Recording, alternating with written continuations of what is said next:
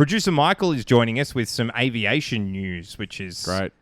Usually not my forte. I was going to say, we didn't have that down as one of your expertise subjects, but great. I'm glad you're here. You're bringing something to the table. I'm enjoying it. Well, I've not heard any of it yet, but I feel like I'm going to enjoy it. It's just enjoying not doing work. Yeah, like pretty you're much. just enjoying somebody else doing the talking. Okay, Let me lean back as far as I can without falling off this chair. I was going to say, you guys have enjoyed not doing work for a few months. I'd say years, but all right. Enjoying's the right word.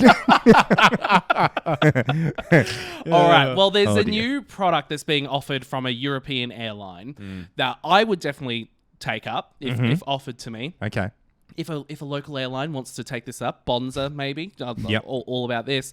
An airline has decided to create an adults-only section of the plane. So think of like a premium economy Has it got those section. beads that are over the adult-only stores, or no? They'd move You're around too thinking much the wrong with turbulence. You're thinking the wrong kind of adults only. So you're thinking, I'm thinking more of an adults only section on like a cruise ship where you can go to the pool. It's at the back and it's no kids running around and you just get to enjoy having a drink. And yeah, you're right. It's sort of like that. A bunch of airlines do already do that, like a quiet section of the Okay. airplane, yeah. whereas this is a seated section that is solely for adults. So people only over the age of 16 can occupy a seat in this section. Okay. All right. I'd bump that up to 20, to be honest. Wow.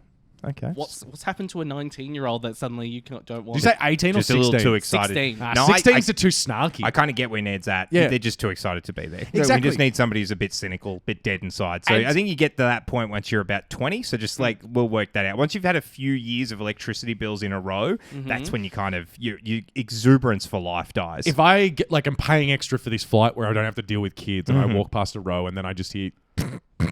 you start to question yourself. I'm like, God damn it, these 'cause, kids don't stop. I will say when a baby gets on a plane and you can already tell that the baby's not having a good time, they're walking down the aisle. It's like the worst game of pass the parcel ever, where they keep going past the row and you're like, oh, thank God. keep going, Oh, keep thank going, God. keep going, Oh, keep thank going, God. and then they stop at your row. You're like, oh. I had the greatest thing on an international flight once. A kid was coming onto the plane with his parents and was just like not just screaming, but like actually we got the Kiwi sound of a lot like that. But He was just not happy to be there. He was not happy to be there, and fair enough too. I mean, it's a weird environment, loud noises, pressurization. A baby doesn't get what's going on, but the baby was coming towards us and stopped the aisle in front of us, and I was like, "Oh my God, Please no. And then the parents were just confused, and they actually went to like the other end of the plane.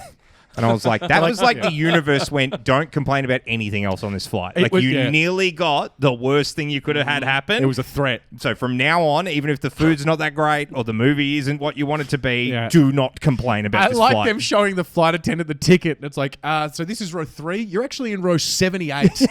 What are you doing here? Go away. You know my bank account balance. I was not in row 3. It was the other way round. You're in row 78. You're actually in row 204. This is a very long plane.